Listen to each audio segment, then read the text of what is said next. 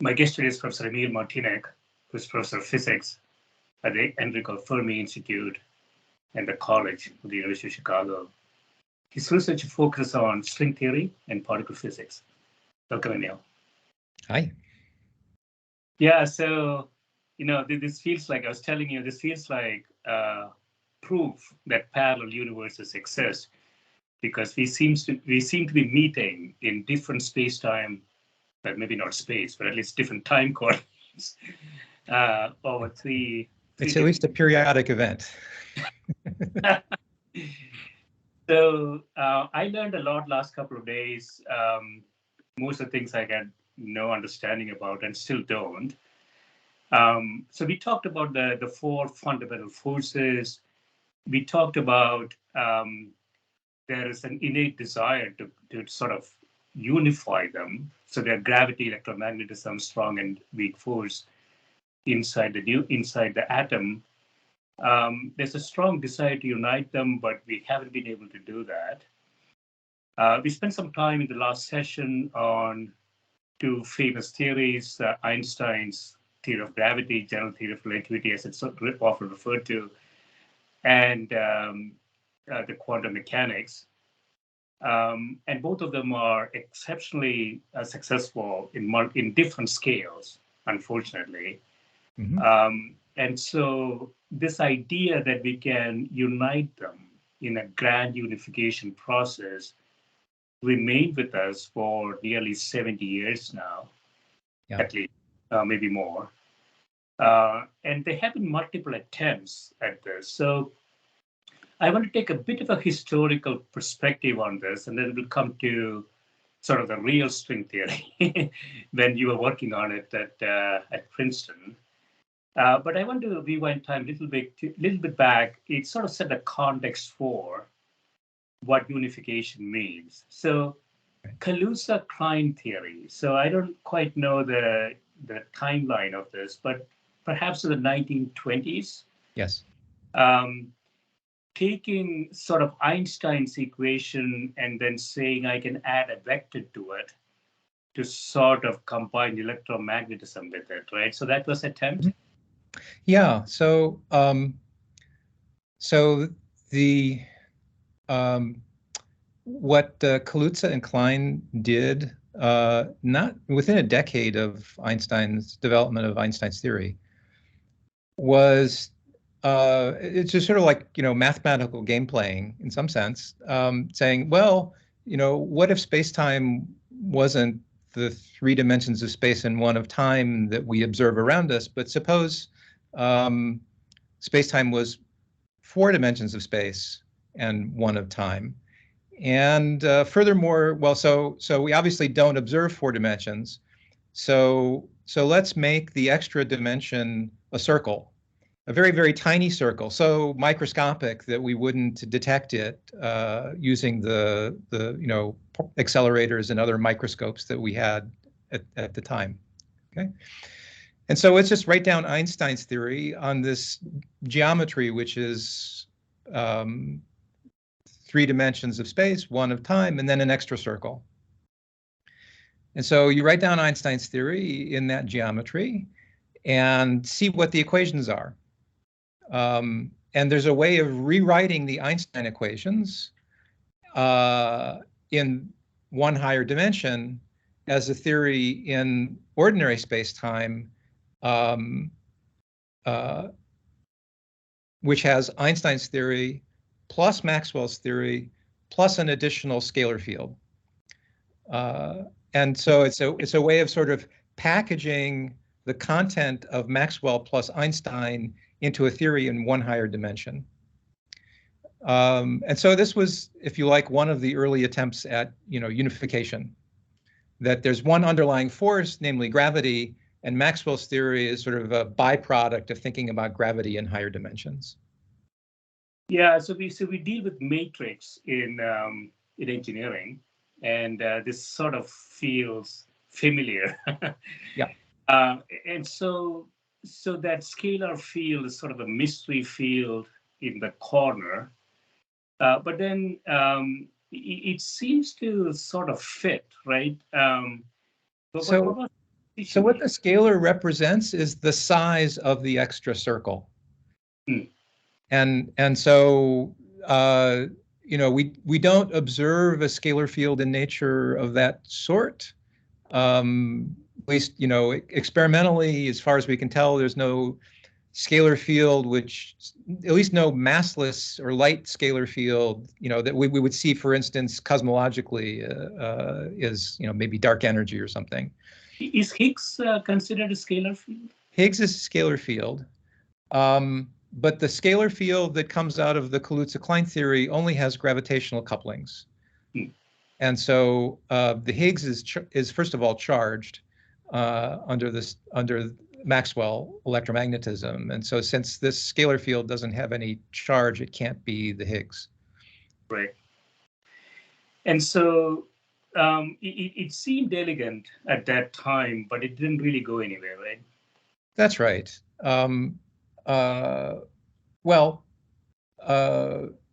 Yeah. So it was sort of, a pretty idea, and people didn't quite know what to make of it. So it sort of, was developed, and people thought about it from time to time,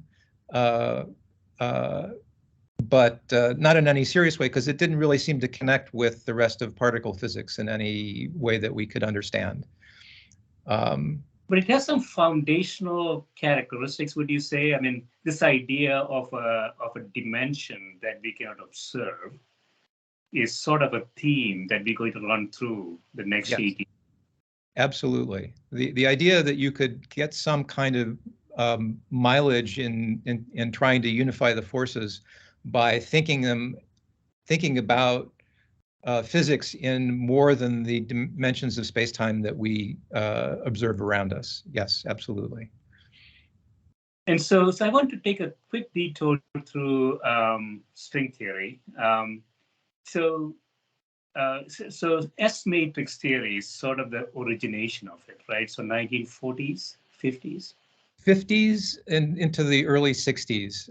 I think we touched on this briefly in our previous discussions, that as people built ever more energetic particle accelerators and started to explore more and more microscopic regimes of strong interaction physics, that they observed more and more short-lived particles. And there seemed to be some regularity to their structure.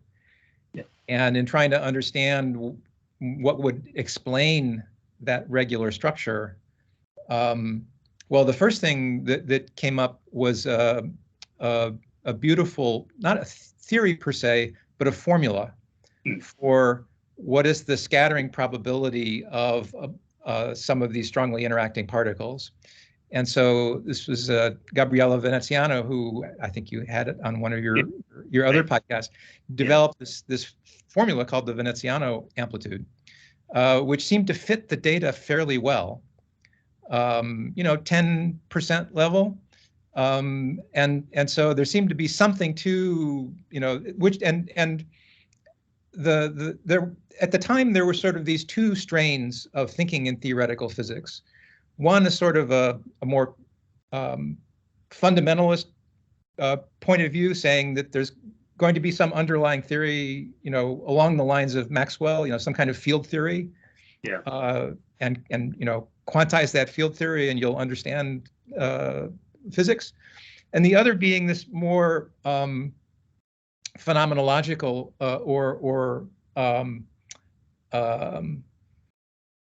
how would I describe it? A sort of a more, phenomenological approach to saying, okay, there's this complicated scattering of all of these parts. There's a huge number of particles. We can't possibly, that we're seeing in these particle accelerators. So, it can't be that they're all fundamental in some way. So let's just try to sort of constrain their properties using general principles of physics like probability conservation and relativity and very general principles, and just say, okay, what is the most general possible scattering matrix that I can construct that satisfies these fundamental constraints? But known principles.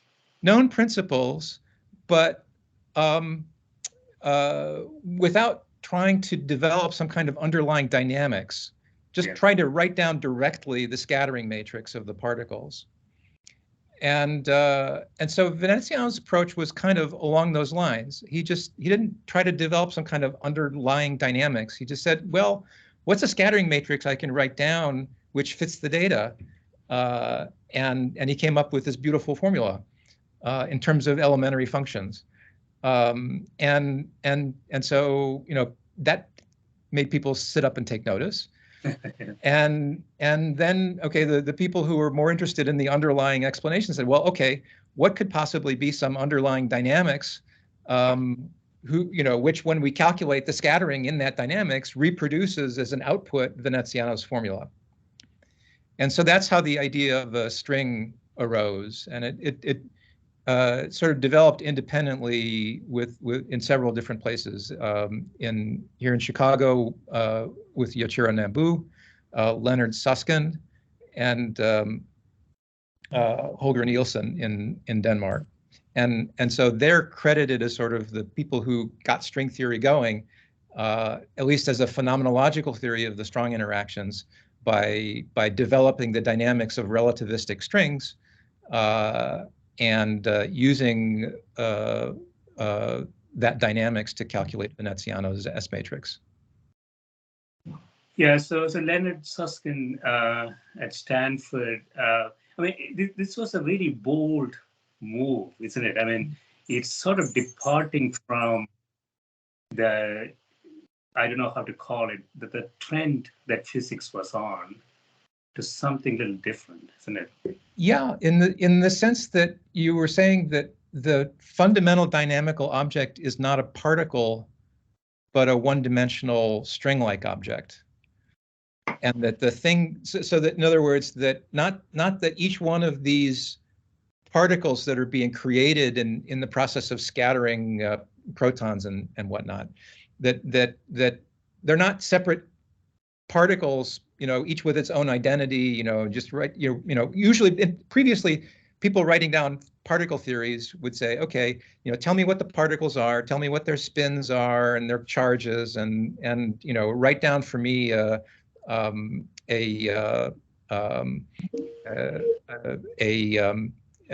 energy function and so on, and you proceed that way,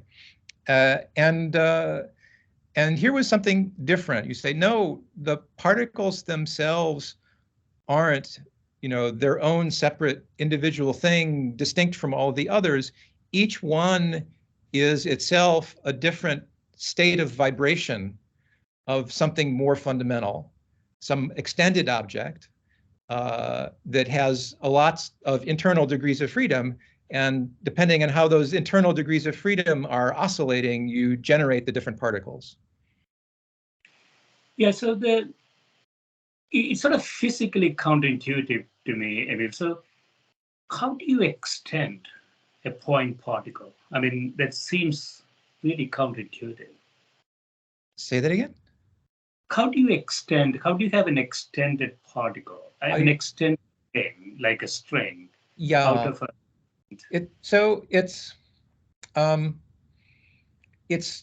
It's not that you're sort of stretching out a particle. I mean, particles are point-like things, right. And the way the particle physics works is, so we go back to our discussions the last couple of days about this paradigm of having fields that are sort of distributed through space that carry energy and force from place to place. So what you do in standard theories of particles, like the standard model, is you quantize the field, so the quantum mechanics is applied to the field, which is sort of the wave aspect of wave-particle duality. Like, in Maxwell's theory, the dynamical things are electromagnetic waves. And so, so you say, okay, where's the particle aspect of particle physics? It's that the waves are the probability amplitudes for finding a particle somewhere. So there's this wave-particle duality aspect of quantum mechanics that we were discussing yesterday comes in that the electromagnetic field, the chromomagnetic and electric fields of the strong interactions, and also the matter fields, the electron and quarks and so on, they're all fields. So they're all sort of distributed things which propagate in wave-like manners. And then the particles are the distinct states of excitation of the field. So if I add an excitation to the field, it's like adding a particle. And so this string is sort of different in that it's a description of the particle-like objects directly. It's not a description in terms of a field. It's much more rooted in the S-matrix notion of saying, well, I start off with this particle and this particle coming in this direction, and they slam into each other, and then they scatter. And so it's sort of just directly a description of the particles themselves and the different kinds of particles as being different excitation modes of the string. So it's not that you've sort of stretched out the point-like object into an extended object. It's more like the starting point is an extended object. And to the extent you have particles, it's because the string tension is very large. It's sort of the scale of the size of the proton in energy units. And so, under ordinary circumstances, the vibrating string looks like a particle because it's so tightly coiled that if you don't have a powerful enough microscope, you can't see that it's extended. All you can see is that it's approximately in some region. And so it looks like a particle unless you have a powerful enough microscope, and then you start seeing that it's actually extended. Yeah, so I want to get to the sort of the intuition of this. So we're not really talking about replacing a quark with a rubber band. We are really talking about sort of the string is an energy string, right? It's not a rubber band. Well, no, it's not. It's not a rubber band. It's some mathematical idealization where you say I have some mathematical one-dimensional object, and I'll tell you, I'll write down a dynamics for how that one-dimensional object moves through space and vibrates. And actually, the quark is in this theory, in this framework, is a one-dimensional extended thing. So the idea is you replace all the particles, the force-carrying part, the gluons, the photons, the graviton, the quarks, the electron, neutrinos, all of them. They're all different vibrational states of this one single underlying constituent, namely this relativistic string. Relativistic string, it's one-dimensional, you say, but we don't. So this is Planck length, though, right? I mean, we're not talking. It's very likely close to the Planck length. The vibrational, the sort of energy it would cost to add an internal vibration to the string is very likely enormous, close to the Planck scale. So what we're seeing when we see different quarks and electrons and gluons, et cetera, those different particles are different low energy states of the string. They're different, so, what I'm saying is that the energy cost to excite a generic, vibration of the string is close to the Planck scale. Well, of course, the electron has a mass which is much, much, much below the Planck scale. So it's not some highly excited string. It's one of the lowest possible excitation states, vibrational states of the string, and so it's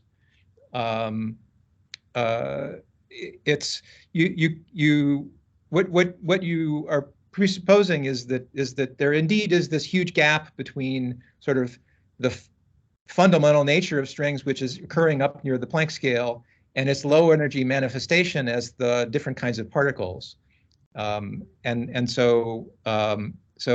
one has to understand why there's this big disparity in scales in energy between the fundamental makeup of the thing and the way we see it at low energies.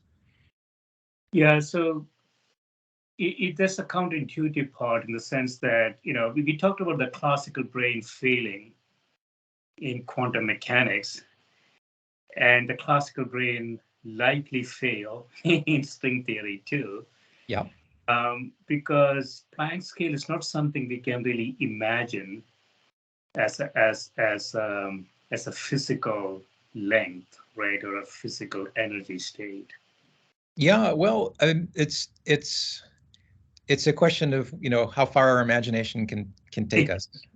How far the power of our intellect can take us, and I think we sort of know that there has to be a fundamental limit to how microscopic things can become, and that again goes back to the turn of the 20th century. It's called the Planck Scale because Max Planck, around the late 1890s, in trying to understand the properties of thermal radiation from a hot body. It was one of the first sort of theoretical attempts to come to grips with what eventually became quantum mechanics, and in fact, much of Einstein's work in quantum mechanics was devoted to understanding Planck's formula for this thermal radiation. And so in the process of trying to understand the properties of thermal radiation, Planck introduced his Planck's constant, which is the fundamental constant of the quantum. And so we already knew that we knew soon afterwards that there was the speed of light as a fundamental. Well, we knew at that time, right? There's Maxwell's theory and the speed of light. So the speed of light's a sort of you treat as a fundamental constant of nature. Planck's constant you think of as another fundamental constant of nature. And Newton introduced what we also think is a fundamental constant of nature, namely the strength of gravitational interactions. Each of those three fundamental constants has particular dimensional units, in the sense that the speed of light is how far you travel per unit time. So it's distance over time, or length over time. And similarly, Planck's constant and Newton's constant have certain dimensional units of mass, length, certain proportionalities of mass, length, and time. So you take these three constants of nature, you can trade them for 3 units of measurement of mass, length, and time. Since they depend on mass, length, and time in different ways, you can say I can combine them in particular ways to make a fundamental unit of mass, a fundamental unit of length, and a fundamental unit of time. And those are the Planck length, the Planck time, and the Planck mass. Sometimes the Planck mass is converted to an energy using Einstein's formula E equals mc squared. And so one often quotes masses in energy units, using that famous Einstein formula. And so the length scale, that's the Planck length, is 10 to the minus 35 meters. The time scale is 10 to the minus 43 seconds. I mean, it's extremely short time scales, extremely short length scales, very high energy scales. They're very far removed from our everyday experience. And so while we, don't have any, practical way of exploring the world around us at those fundamental scales, we have reason for believing that they are fundamental scales because they're built out of the fundamental constants of nature that we already know about for a long time.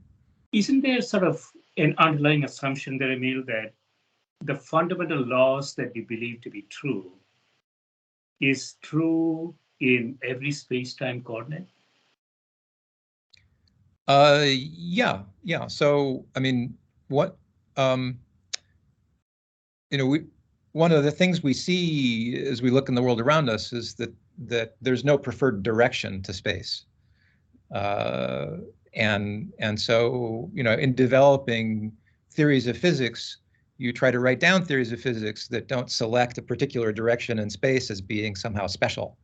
So yes, every direction in space has the same laws of physics, if you like. But we don't quite know, though, right? I mean, we haven't Well, really explored the universe yet. So what I'm wondering is it sort of a localization phenomenon? Yeah. So I should, of course, heap a big caveat onto what I just said, which is that when we're dealing with something like the Kaluza-Klein theory, of course, we're singling out one direction of space to be special, that being namely the one that's the circle, as opposed to the other three, which are, macroscopic. So I should qualify what I just said by saying that when we write the laws of physics, we don't write laws that have preferred directions of space.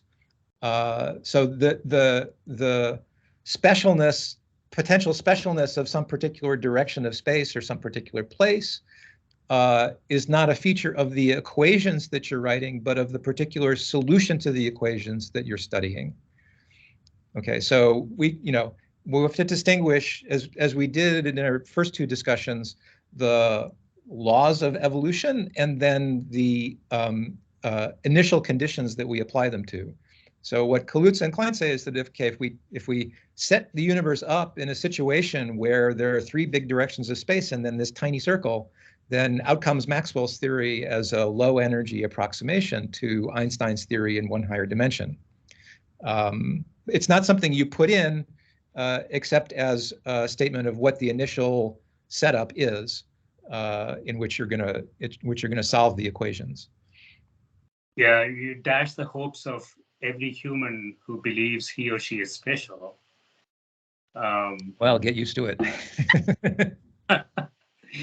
So I want to touch very quickly on historical context again. So the reggae theory and bootstrap models.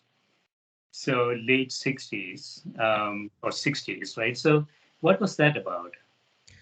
Yeah, so this was part of this whole philosophy of S-matrix theory and trying to quantify in formulas the structure of the S-matrix and its mathematical properties, and so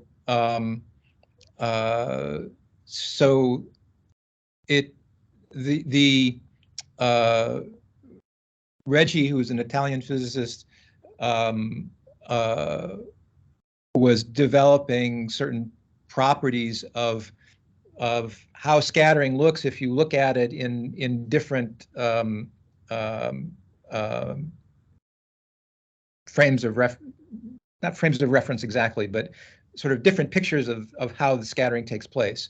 One way of thinking scattering is two particles come together and then they form some intermediate, excited state, and then they decay again. Another way is two particles go by each other and then they exchange a particle. And what was being seen in the strong interactions was that you could describe the scattering in either of those ways. And that seemed to be some relation between the two, which people call duality. Duality is a very overused word in particle physics, unfortunately. But anyway, this feature of the scattering that came out of Reggie's analysis was something that is very natural in Veneziano's formula, and therefore, because string theory predicted the Veneziano formula, became a property. It was seen as a key feature of string theory. Is this the same as we talked about yesterday, that if you plot mass against spin, you get some sort of straight line? Yeah. So those straight lines are called Reggie trajectories. Yeah. And so the fact that the particle masses and spins fit on some regular array, once you sort of plugged it into the scattering dynamics, yields this relation between this kind of scattering and this kind of exchange scattering. And so yes, it it became part of the development of the S-matrix theory of strings. Yeah, so then we get into the dual resonance model. I know nothing about this, and I'm reading from Wikipedia. And Veneziano is here in 1968. So the dual resonance model, what is that about? So that was the attempt to put down in formulas these ideas that were floating around about scattering duality and the Veneziano formula, and all. It's all sort of part of the same development. I'm not sure it's worth going into the weeds about what it is, especially since this is sort of part of the development of string theory as a theory of the strong interactions. And very shortly after its development, it was abandoned as a theory of the strong interactions. Yeah. And the reason it was abandoned, part of the reason it was abandoned, is that people discovered that quarks were real things. When quarks were first invented by Gell-Mann in the early 1960s as a way to explain certain patterns among this vast zoo of strongly interacting particles, people treated them as some sort of a mathematical abstraction that didn't have any sort of reality. But once people cranked the energy of the accelerators up enough, you could see them. They started seeing the quarks. Yeah. They didn't see the quarks in isolation. What they saw was that if you slammed an electron into a proton, that occasionally you would hit something hard. And so it seemed like there was some kind of substructure, within the proton. There seemed to be something, hard particle-like thing inside it, which is very counter to this sort of big floppy string where you say the energy is sort of distributed along a line and it's not in any one place. It's, distributed throughout the string.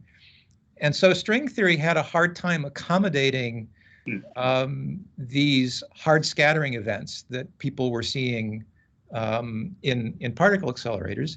And of course, not long after, people developed the theory of quantum chromodynamics that we were talking about earlier, which is now part of the standard model and what we think is the underlying explanation for how the strong interactions work at the level of the standard model. And however, two useful things came out of this period of development. One was, in fact, the idea that when you scatter strings, they don't like to scatter in such a way that they bounce off of each other in some hard way. That what they tend to like to do is they combine. If you send them at each other with a lot of energy and momentum, what they like to do is they like to take that energy and momentum and this part and combine together to form an excited string as the intermediate state. So like two strings come in, they form one bigger string, but as they come in, if they're coming in with a lot of relative momentum, this piece, when they combine into one string, this piece is still going this way, and this piece is still going this way. So how do they accommodate that? Well, they just keep going that way, but what happens is that the string stretches in between. So what you make as a big intermediate state is a highly excited stretched string, and then they come back together and do what they want to do. But the point is that there's no hard scattering involved. It's just, the string takes that energy and uses it to make more bigger, floppier, stretchier strings. And yes. So that turns out to be useful later on when we come to how string theory fixes some problems in gravity. So let's think. We haven't set the context for string theory yet. So let's talk a bit about it. So we talked a bit about this as a sort of Russian doll game that God is playing with us, and we keep going in, and we find new things. We find molecules, atoms, protons, neutrons, quarks, Right. and now inside the quarks, there are these things called strings. They're not physical strings; they are sort of energy strings, right? Yeah, well, it's a question of how much reality you want to ascribe to these things. So the theory will predict for you certain behaviors, which given enough. So if you had enough energy, just as an intellectual exercise, Yeah. if you had enough energy to reach these Planck scales and collide two particles together, prediction of the theory would be that indeed you would make a big floppy string as a sort of a resonance or intermediate configuration of the dynamics. You're colliding quarks at that point, or if you were to collide two protons, inside the protons are the quarks. And this is what we do at the LHC, right? We collide protons. What happens is that inside the proton are three quarks, and you rely on the quarks hitting each other. And so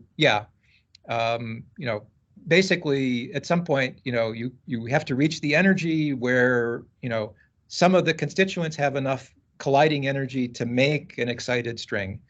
And if you had a Planckian accelerator, the prediction of string theory is that there would be intermediate states in the dynamics, which are these big floppy strings. So, but we are colliding protons at LHC. We are colliding them. So we don't have enough energy to really get to the string level. That's right. So if string theory has a natural length scale in it called the string tension. So so we can ask, okay, this string is this like stretchy, vibrating thing. The one characteristic of the string is how much energy does it cost you to stretch at a given length? Okay. And so if we use, this Planckian concept of trading mass for energy, for length, for time, using the fundamental constants of nature, this energy per unit length is itself a length scale. And so basically it just involves multiplying it by the appropriate power of Planck's constant. And so there's a fundamental length scale associated to the vibrational energy of the string.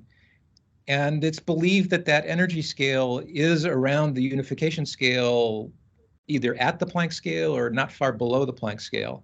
So you're talking about a disparity in energies between the LHC, which is an energy scale which is 1,000 times the proton mass, and the string scale, which is 16 orders of magnitude beyond that. So it's not like we're going to build a string accelerator, in the next century.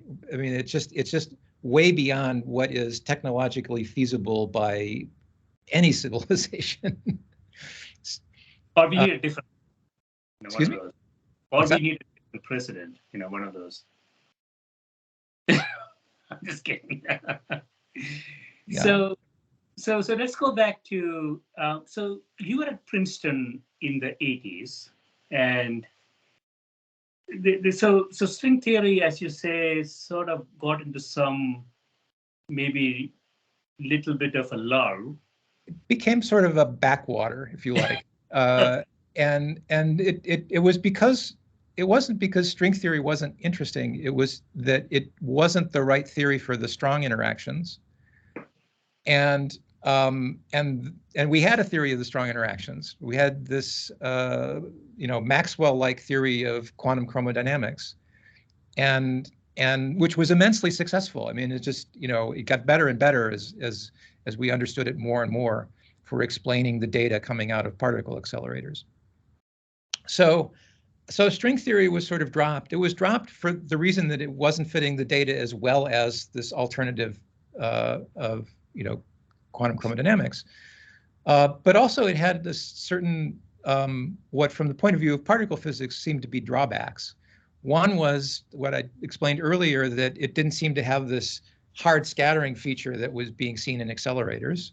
When we collide particles, they can bounce off of each other in hard ways. That was one. Another was that in writing down the theory and calculating the spectrum of vibrational excitations of the string, it seemed like there was always in the spectrum of string excitations a spin 2 particle, and that particle was massless.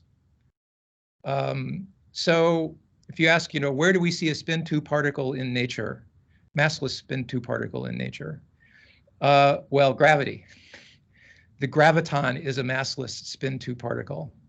And moreover, when people look more carefully at the S matrix of the kinds of strings that describe this spin 2 particle, one saw that they were the scattering processes of gravitons that you calculate from Einstein's theory.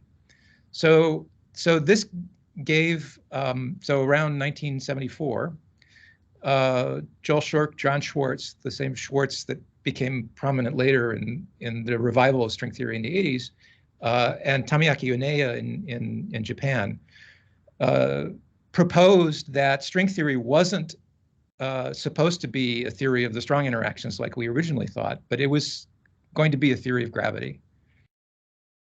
And that was exciting. So without knowing anything about it, Emil, so the quantum chromodynamics appears to be a little bit of a band-aid to me. At least it sounds like a band-aid. It is not really getting into sort of a fundamental question, is it? I mean, it's trying to explain some aspects of the questions we're asking, but not completely. Well, so quantum chromodynamics is we're not asking it to explain everything. We're asking it to explain the internal structure of neutrons and protons and other strongly interacting particles, and it does that exceedingly well. Yeah. And so it earned its place as a component of the standard model. And string theory lost out in that competition. That battle. Yeah. Okay, so it came back later when we figured out how to incorporate quantum chromodynamics together with gravity and the other fundamental forces in string theory, and that was the sort of the key advance that came along in the early to mid 1980s. So the real prize here is to explain gravity. I mean, yes. That is what you're after. Right. Any sort of fine explanation of anything else is interesting, but not necessarily that useful from a unification perspective. Well, we eventually do want to have a home for all of the fundamental forces in some framework that has gravity as well. And so it's not like the other forces are somehow interesting, but quaint byproduct of something. We really want some framework, some conceptual underpinning that incorporates all of the fundamental forces, and ideally in such a way that you understand why they're supposed to be there. Why are there so many kinds of quarks? Why are the strong interactions the way they are? Why are the weak interactions? Why is Maxwell's theory the way it is? Why is gravity the way? You want some kind of deeper understanding of why the world has these things in it. Right. So you have to peel away to the foundation. Right. Again and again, and so the first superstring revolution that you were part of there was something in the water in New Jersey, I suppose. I don't know what you guys were drinking, but you came up with some very interesting ideas. Yeah, well, so if you indulge me as I reminisce a bit, so well, before I entered the things, I was still in high school when Shirk and Schwartz and UNEO were proposing that string theory was a theory of gravity.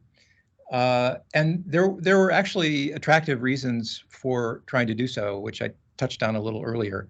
This idea that strings don't like to scatter in some energetic way, or at least that the strength of their scattering is somehow ameliorated by the diffuseness of the energy of the string. And the place that comes into play is that there are problems with trying to quantize gravity the way you quantize the other fundamental forces. The other fundamental forces, as we were discussing in previous sessions, they have some fixed charges. And so the strength of scattering only changes mildly as you change the energy of the collision. But in gravity, because the charge is the energy of a photon or gluon or a quark or something, it's energy or mass, okay? But as we've been saying, those are fungible concepts according to Einstein. And so in particular, if you take two highly energetic particles and you collide them at higher and higher energy, the strength of their scattering through gravity becomes stronger and stronger. And at the Planck length, the scattering becomes uncontrollably strong. And so and what that means is that you can't make any reasonable approximation to what's going on at that energy scale. Even worse than that, in quantum physics, the way that scattering, you usually conceptualize scattering, is that you make a series of successive approximations to the scattering, starting off with a sort of first approximation, and then you try to refine it. And the refining of the approximation involves what are called virtual processes, where you create particle-antiparticle pairs and they run around and scatter and then recombine. And because it's quantum mechanics, it deals with probabilities, and so you have to sum up the probabilities for all of these virtual processes happening. And when you do that, just trying to follow the model of all the other forces and quantize gravity in that way, what you find is that when you sum over all of these virtual processes, the amplitudes, the probabilities for those processes happening, get higher and higher as the virtual processes are more and more energetic. And you can't control it because quantum mechanics just says you have to include all of them. You can't throw any of these processes away. And so quantum gravity, treated as you treat the other forces of the standard model, has a high energy problem, that it becomes uncontrollably wild when you get to higher energies, and the higher energies have to be included because they appear as part of the successive approximation scheme of including more and more virtual scatterings. And so string theory, so coming back to string theory, why does string theory help you? Well, string theory doesn't like to have these violent scatterings. And so what happens is that as you reach the scale of the string tension, what happens, instead of having harder and harder virtual scatterings, you start making more vibrating strings. And string theory ameliorates the high energy problem of gravitational scattering in quantum theory. And so that was one of the major things that led people to think, okay, not only does the theory naturally, automatically seeming, have this massless spin 2 particle, which is the quantum of gravity. Moreover, string theory itself cures the problems of trying to quantize that graviton using conventional techniques. Yeah, so mathematics cures a lot of things. If you have the mathematics. And, the sort of, I mean, we have already left sort of the ability to have a physical intuition to this world, because we are at scales that we can never reach. And so at that point, only mathematics remains. And so mathematics remains, and also all of the history of successes in particle physics that comes before you. Yeah, so we have some experience, we have some intuition what things could look like, but then we cannot prove them, right? Right. But so if proof is required to be experimental proof, then no. Experimental evidence for string theory is essentially non-existent. So indeed, it's a big gamble. It may not pay out, but the things that keep us intrigued and hard at work are the structures that we see emerging as we understand the theory more and more. And by that I mean, as we have again been discussing through our march through the history of theoretical physics, that developments in mathematics and developments in physics come hand in hand. Yep. And so one thing is for sure, is that string theory is a vast mathematical structure that brings together threads of mathematics that were not ever appearing in theoretical physics before, but make an appearance in string theory. And so if you want to place a bet on a theory, having some relevance to nature, the fact that it incorporates more and more of fundamental mathematics as you develop it is an encouraging sign. Yeah, I agree. There's a larger philosophical question here, Emil. I'm not a philosopher, not a physicist, but I was an engineer, and I'm a very bad one at it. So I think they're approaching a regime where really only mathematics remain. Perhaps this was sort of the ultimate goal, which is it is not really what you try to measure. It is really what you try to imagine. So there is a limit to measurement, but actually there is no limit to imagination. Yeah, and that of course. Yeah, sorry. We might be reaching that regime, perhaps. Yeah, well, of course, that's the ever-present danger. is that we're trying to extrapolate from what we know about the Standard Model and about Einstein's theory and about how quantum mechanics and field theory work, and trying to extrapolate, orders and orders of magnitude beyond things that we can measure. And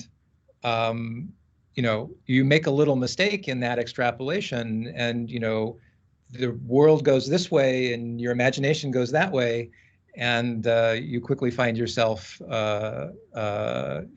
lost in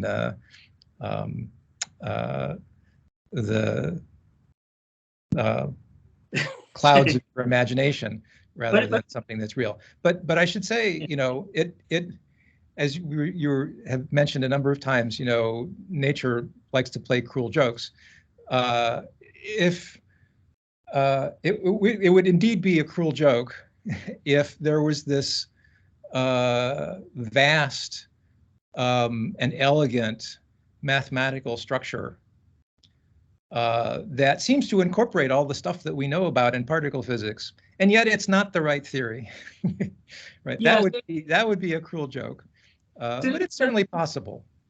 Yeah, let me turn that around, Emil. So a mathematical construct that is consistent, does it really matter if it is not the quote unquote right theory? I mean, let me ask it differently.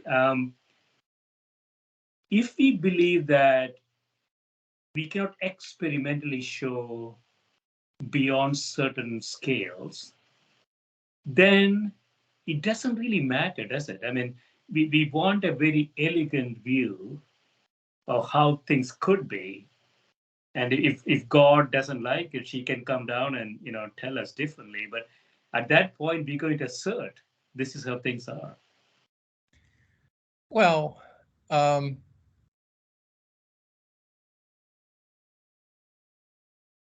maybe.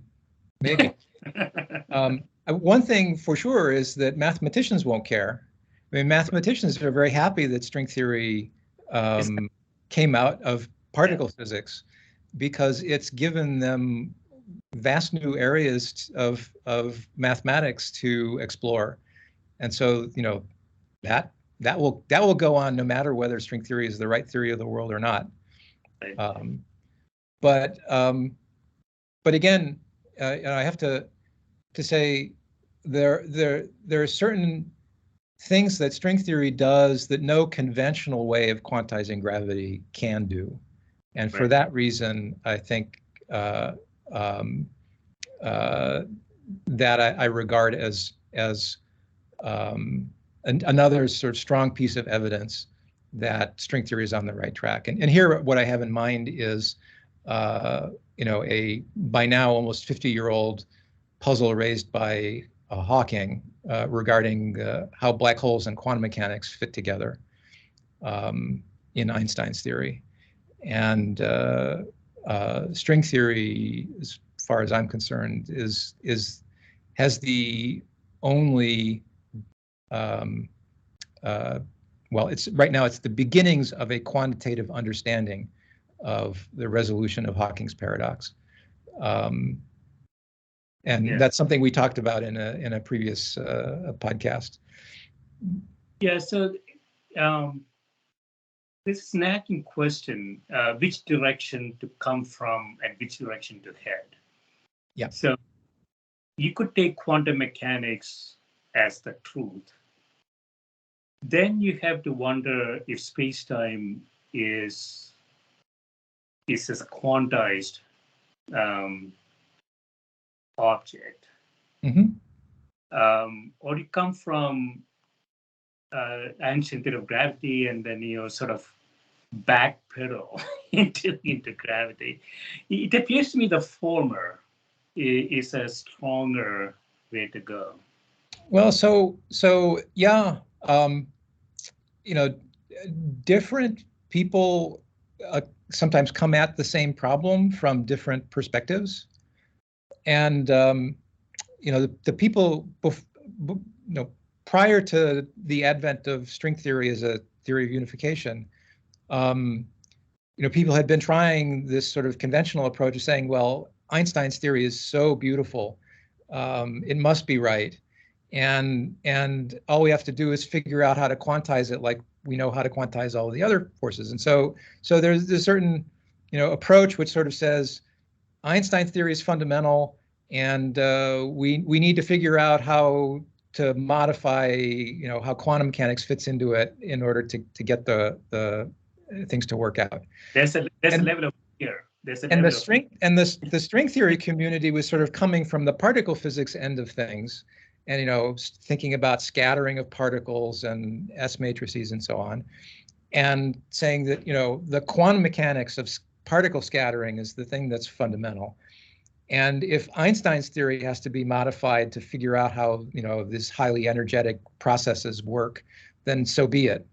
And so that's, of course, the avenue that we've been pursuing, is that in fact string theory is a departure from Einstein's theory, that fixes some of the problems of Einstein's theory and develops new structures that we're first still trying to wrap our heads around. We can get into some of that. I think our time is rapidly closing. I don't know if we want to schedule a fourth session, but we can do another one, Emil. I think I think we need it because we still haven't gotten to the first superstring revolution. What are you doing, Emil? Come on. So we'll come back. But there is this sort of fundamental tension, as you say, which is mathematicians love string theory. Without knowing much of mathematics, I find it beautiful. I know nothing about it. I mean, even people who know nothing about it, it likes its elegance. And then we have this beautiful theory on the other side that's also beautiful and elegant. But then they don't play well with each other. So there's a nagging tension in physics, and that's a beautiful thing, I think. Yeah. I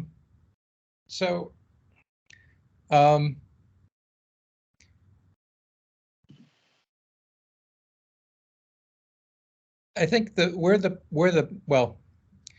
string theory. I think it's all of what we understand about it at the moment, I think, is telling us that it resolves a lot of the conceptual issues with Einstein's theory by enlarging the mathematical structure beyond. So as we were discussing in a previous session, Einstein's theory really is the sort of the theory of space and time. That the gravitational field is itself the geometry of space and time. And what string theory is turning out to be is an extension or a modification of our notions of what geometry looks like when we get to short distances, where quantum effects become important. And so it'd probably be useful to talk about some of that. Let me say one thing about sort of like how does Einstein's theory fit with string theory. So one thing we already covered, namely that string theory has within it this massless spin-2 particle, the graviton, and the interactions of scattering gravitons work out just right. But you can say, okay, that's just one or two gravitons. Where does the geometry of space-time come in? And the way it comes in is connected with some of the work I was involved with in the mid-1980s. Namely, if you say, I have a string propagating in some curved geometry. Can I have any curved geometry? Can I have a string propagating in any curved geometry I like? Or does the curved geometry have to satisfy some conditions in order for the string to have a sensible description? And the answer turns out to be yes. The string does need to satisfy certain, the geometry needs to satisfy certain equations in order for the string to consistently propagate on it. And those equations are Einstein's equations. These are closed strings? Closed strings, yes. So little loops of string. The graviton is the lowest excitation, one of the lowest excitations of a closed loop of string.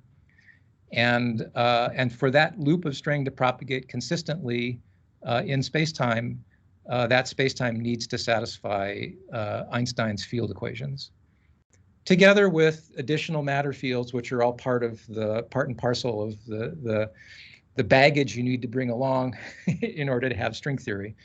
But the reason it's appealing as a fundamental construction is that there's this sort of like underlying constituent, the string, and the string is telling the space-time that it's in what to do. Right. Um, and so that's, I think, to me, one of the part of the fundamental appeal of string theory is that, and one has this experience when one has worked in it long enough, one has this experience over and over again of things you didn't ask the theory to do, but that just present themselves to you.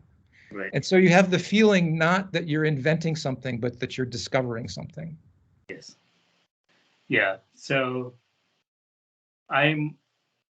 so we have to come back, Emil. So we ran out of time. But I feel like any consistent, beautiful mathematics has to be right. I don't think we have had many instances of consistent, beautiful math being wrong in the physical sense. At least I can think of any. But this is where we are with string theory, I think. Yeah, well, so mathematics is a sort of a closed thing, right? It's sort of pure thought, and so as long as you haven't made a mistake in proving your theorem, it has to be right. And so the real question is that mathematics, does that mathematics that is intrinsically right in and of itself, as a construct of the human mind, does it appear in nature in some way? And there are things in mathematics that I don't know, at least not yet, how they appear in nature. There's a whole branch of mathematics called number theory, which is just about the relations between numbers. A famous instance of this is something called Fermat's last theorem, which you might have heard of, was proved not long ago, and made the popular press. Fermat's last theorem is some conjecture that Fermat made in the early 19th century, and remained unproven for 2 centuries. And okay, but it's some statement about the properties of numbers. I don't know of any physical manifestation of that property of numbers. Not to say that there isn't one. And there are certain number theoretic aspects of certain constructions one does in string theory. It's not to say that number theory doesn't appear in string theory and string theory doesn't appear in physics. It's just that it's rather far removed from any application to physical dynamics. Yeah, so let me finish up with this, Emil. So let me try this, and I don't think you will agree with this. So if if our limitation is at 10 to the power minus 16 meters, and we cannot go anything further than that, I'm just making up a number. Yeah. And reality exists at 10 to the power minus 35 meters. Between 10 to the power minus 16 and 10 to the power minus 35 is theater. It's about beauty. It's about dramatics. It's about art and ideas. It doesn't really matter because people never know. we can find out. In that sense, yes, it's kind of an intellectual exercise. And you say, well, it's not experimentally verified, so you guys are just having fun playing games. And to a large extent, yes, that's true. We're spinning a yarn, telling a tale of what the world might be like in unobservably small domains. And so it may remain so. There's no guarantee that we will find an experimental shred of evidence that string theory is the fundamental theory of nature. Do we really need it? Is sort of a big... So and you say, okay, do we need it? It won't prevent string theory from going on, purely because as an intellectual exercise in and of itself, it is extremely rich. Yeah.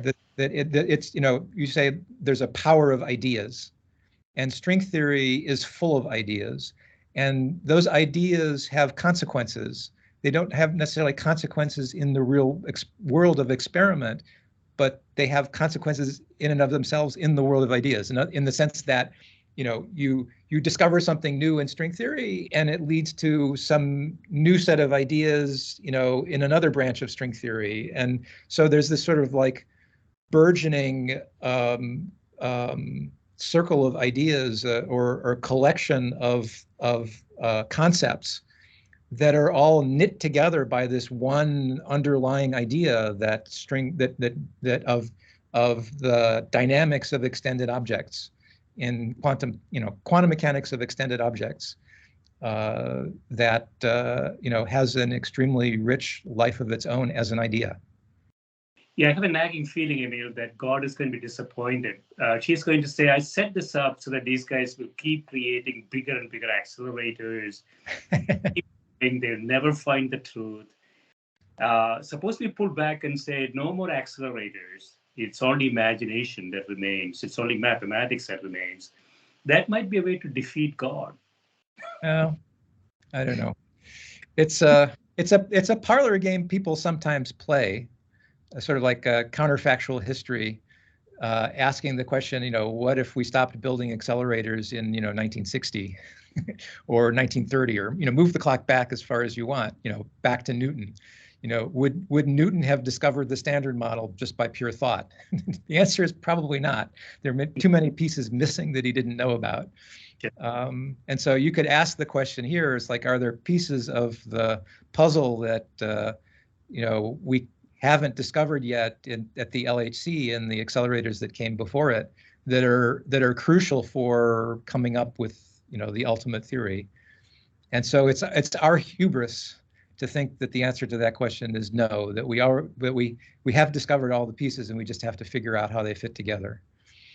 Yeah, I have a bias. I only like theory, no experiment. Well, good for you.